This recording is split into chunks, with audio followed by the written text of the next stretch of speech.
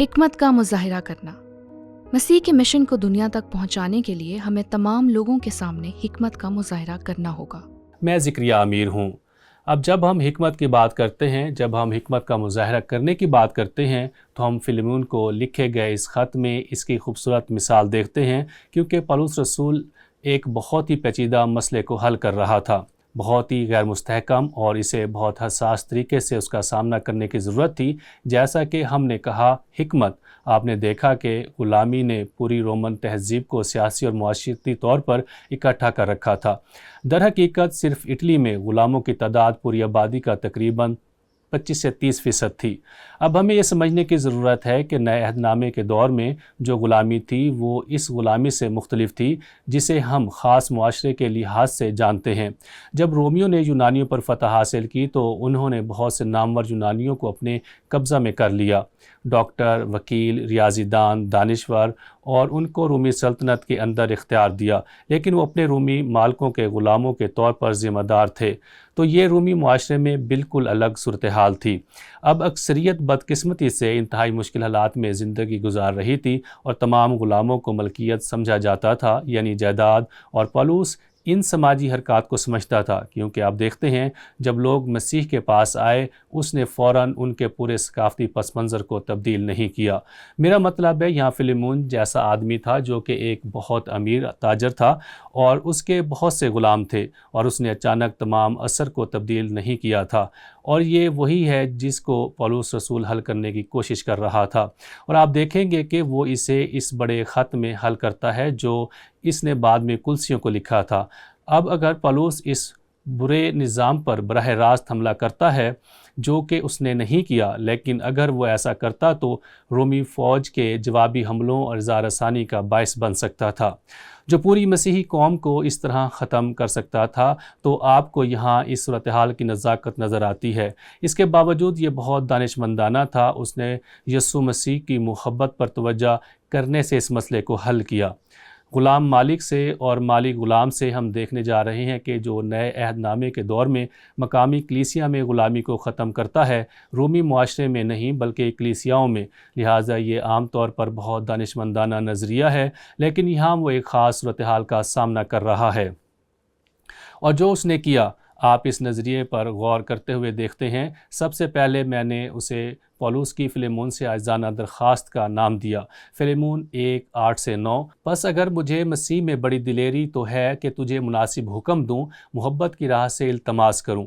Police کہہ رہا ہے، میں رسول ہوں، اور میں خدا نے جو مجھے اختیار دیا ہے اس کی بنا پر میں آپ کو فلیمون کے مسئلے کو حل کرنے کے بارے میں اس طرح ہدایت کر سکتا تھا جو کہ بالکل واضح ہوتی، لیکن اس نے ایسا نہیں کیا۔ اس نے بہت ہی عاجزانہ درخواست کی تھی، اور اس کی ایک بہت ہی شخصی درخواست بھی تھی۔ میں بوڑھا پولس، بلکہ اس وقت مسیح یسوع کا قیدی بھی، یاد رکھیں وہ قید سے لکھ رہا تھا جہاں وہ 2 سال تک قید میں تھا۔ سوا اپنے فرزند اونیسمس کی تجھ سے التماس کرتا ہوں۔ کیا فلیمون نے لازمی افیا سے کہا ہوگا؟ دیکھو، پولس اس آدمی سے مخاطب ہے جس نے ہم سے میرا بیٹا چرایا، سو اپنے فرزند اونیسمس کی بابت جو قید کی حالت میں مجھ سے پیدا ہوا تجھ سے التماس کرتا ہوں۔ لہٰذا وہاں آپ کو ایک شخصی درخواست نظر آتی ہے، لیکن اس کے بعد آپ کو ایک بہت ہی قابل احترام درخواست نظر آتی ہے، خود اسی کو، یعنی اپنے کلیجے کے ٹکڑے کو میں نے تیرے پاس واپس بھیجا ہے۔ لڑکے، یہ ہیں جذبہ، نزاکت اور حکمت۔ اب یہ کوئی جھوٹی تعریف نہیں، یہ وہ دل سے کہہ رہا ہے۔ اس کو میں اپنے ہی پاس رکھنا چاہتا تھا تاکہ تیری طرف سے اس قید میں جو خوشخبری کے باعث ہے میری خدمت کرے۔ دوسرے لفظوں میں وہ میری قید میں میری مدد کر رہا ہے، اور میں صرف یہ چاہتا ہوں کہ آپ اس کے بارے میں سوچیں کہ وہ آپ کی خدمت کر رہا ہے جیسے میری خدمت کرنا۔ میرا مطلب ہے آپ صرف تصور کر سکتے ہیں کہ فلیمون کے دماغ میں کیا چل رہا ہے جب وہ اپنی بیوی اور اپنے بیٹے اور اپنی گھر کی کلیسیا کے سامنے اس کو بیان کرتا ہے، لیکن تیری مرضی کے بغیر میں نے کچھ نہ کرنا چاہا تاکہ تیرا نیک کام لاچاری سے نہیں بلکہ خوشی سے ہو۔ اب پولس وہاں بذات خود ہے، لیکن یہ بلا واسطہ اور بہت ہی صحیح ہے، اور یہ بہت حساس ہے۔ اب میں نے یہاں پہلی بات کی طرف اشارہ کیا، اور وہ یہ ہے کہ یہ میری ذاتی رائے ہے کہ پولس نے فلیمون کو خط ان 2 سالوں کے آغاز میں لکھا تھا، اور پھر بعد میں پوری کلیسیا نے اس خط کی پیروی کی، اور میں آپ کو بعد میں اس نتیجے کا ثبوت دوں گا، کیونکہ اگر اس نے پورا خط پہلے بھیجا تھا جو کہ پوری کلیسیا کو بھیجا گیا تھا، وہ غلاموں اور مالکوں کا حوالہ دیتا ہے کہ جو کچھ انسمس کے ساتھ ہوا اس بارے میں ان کے ذہنوں میں کوئی پس منظر نہیں تھا۔ اس لیے پالوس یہ شخصی خط لکھتے ہوئے ایک زیادہ عام خط کے لیے تیاری کر رہا ہے، جسے بعد میں ہم دیکھیں گے۔ یہ میری ذاتی رائے ہے اور میں سوچتا ہوں، جیسا کہ آپ کلسیوں 4 باب 7 سے 9 آیت میں دیکھتے ہیں، یہ ہے جو اس نے کلسیوں کو لکھا تھا۔ میرا پیارا بھائی اور دیانتدار خادم تخیکوس، جو خداوند میں ہم خدمت ہے، میرا سارا حال تمہیں بتا دے گا۔ اب تخیکوس کا بہت بار ذکر پالوس کے خط میں بطور دیانتدار نوکر آیا ہے، لہذا تخیکوس آ رہا ہے، لیکن وہ کہتا ہے اسے میں نے اسی لیے تمہارے پاس بھیجا ہے کہ تم ہماری حالت سے واقف ہو جاؤ اور وہ تمہارے دلوں کو تسلی دے اور پھر غور کریں اس نے کیا کہا۔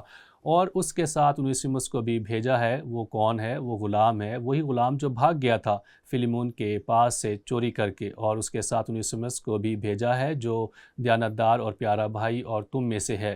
یہ تمہیں یہاں کی سب باتیں بتا دیں گے۔ کیا آپ تصور کر سکتے ہیں کہ اگر کلیسیا کو اس صورتحال کے بارے میں کچھ معلوم نہ ہو تو ان کا کیا رد عمل ہوگا؟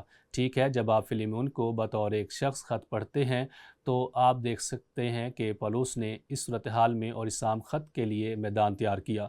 ہم بعد میں اس کے بارے میں مزید بات کریں گے، لیکن یہ واقعی حکمت کو ظاہر کرتا ہے۔ آپ بعد میں جب اس نے پوری کلیسیا کو لکھا تو غور کریں اس نے مالکوں اور غلاموں کے تعلقات کے بارے میں کیا کہا۔ اے نوکرو، جو جسم کے روح سے تمہارے مالک ہیں ان کے فرما بردار رہو۔ اور مجھے لگتا ہے یہاں آپ کو سین لگا سکتے ہیں، غلام ہر چیز میں اپنے جسمانی مالک کے فرما برداری کرے، اور انیسیموس کو اچھی مثال بننے کے لیے اجازت دی، کیونکہ وہ اب آپ کے ساتھ ایک بھائی کے طور پر واپس آیا ہے۔ اس کا کوئی مطلب نہیں ہوتا اگر ان کے پاس اس کا پورا پس منظر نہیں ہوتا۔ اور آدمیوں کو خوش کرنے والوں کی طرح دکھاوے کے لیے خدمت نہ کرو، بلکہ مسیح کے بندوں کی طرح دل سے خدا کی مرضی پوری کرو، اور اس خدمت کو آدمیوں کی نہیں بلکہ خداوند کی جان کر جی سے کرو، کیونکہ تم جانتے ہو کہ جو کوئی جیسا اچھا کام کرے گا خداوند سے ویسا ہی پائے گا۔